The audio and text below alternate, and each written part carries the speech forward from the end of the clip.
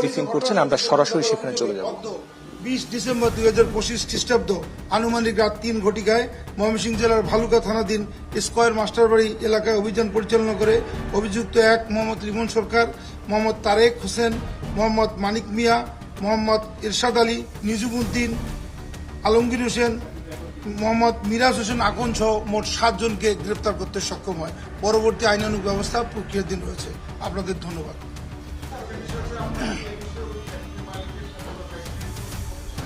হ্যাঁ, ফ্যাক্টরির কর্তৃপক্ষের ফ্লোর ইনচার্জ এবং ওখানকার ম্যানেজারকে আমরা অ্যারেস্ট করেছি, কারণ ঘটনা সূত্রপাত হয় 4টার সময় এবং এই ফ্যাক্টরির ফ্লোর ইনচার্জ তাকে ইস্তফা দিতে বাধ্য করে এবং ইস্তফা দেওয়ার পরে উত্তেজিত জনতার কাছে সে হ্যান্ডওভার করে দেয়। পুলিশের কাছে কেন হ্যান্ডওভার করেনি এবং তার নিরাপত্তা কেন নিশ্চিত করেনি, সেজন্য সংশ্লিষ্ট কর্তৃপক্ষ যে পায়োনিয়ার নিটি ফ্যাক্টরির 2 জন এমপ্লয়িকে আমরা অ্যারেস্ট করেছি। এই 7 জনের ভিতরে 2 জন এমপ্লয়ি আছে।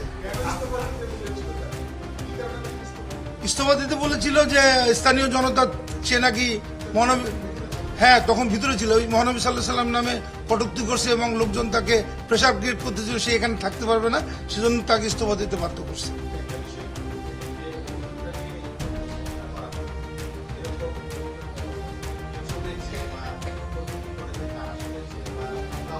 এই জিনিসটা খুবই অস্পষ্ট। আমরা বারবার চেষ্টা করেছি জানার যে কাকে বলেছে, কি বলেছে, এটা কিন্তু কেউ বলতে পারেনি।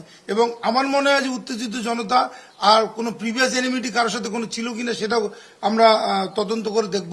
কিন্তু একটা লোককে এই অভিযোগে মেরে ফেলা এবং গাছের সাথে ঝুলিয়ে তাকে হত্যা করা, মানে আগুন দিয়ে হত্যা করা, এটা কিন্তু কোনোভাবেই আইনে কভার করে না এবং আমরা কোনোভাবেই, সরকার এবং আইন শৃঙ্খলা বাহিনী এটাকে কোনোভাবে স্পেয়ার করবে না।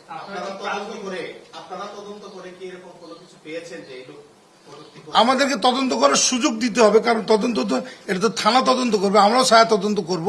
কিন্তু প্রাথমিক স্টেজে তাদেরকে আমরা অ্যারেস্ট করলাম, এখন তাদেরকে রিমান্ডে নেওয়া হবে, রিমান্ডে নিয়ে ফার্দার আরো তথ্য সংগ্রহ করা হবে।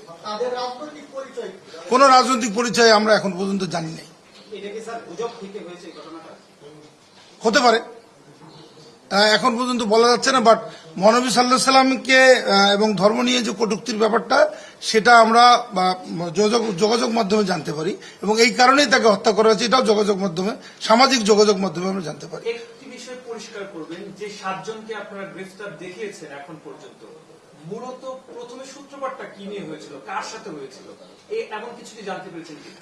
সূত্রপাত কার সাথে হয়েছিল, সূত্রপাত তো হয়েছিল এটা নিয়েই, ফ্লোরেই তাদের সাথে বাকবিতণ্ডা শুরু হয়ে গিয়েছিল এবং তাকে কোনোভাবে আর ফ্যাক্টরিতে রাখা যাচ্ছিল না, বাইরের লোক